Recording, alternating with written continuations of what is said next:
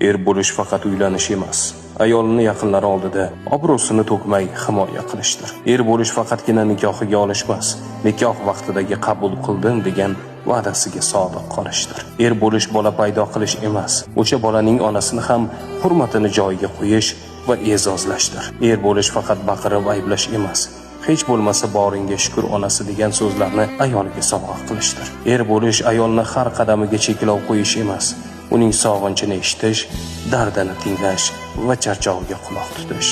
Er bo'lish ayolga doim bu seni vazifang deb ta'na qilish emas, charchadingmi, dam ol onasi deya olish. Er bo'lish bu ojizani haqorat qilish emas, so'kish, urish emas, Allohning omonati deb qarash, avaylab asrashdir. Allohning omonatini asrayotgan, ayolining ko'z yoshiga emas, kulgusiga sabab bo'layotgan erkaklardan Allohim rozi bo'lsin.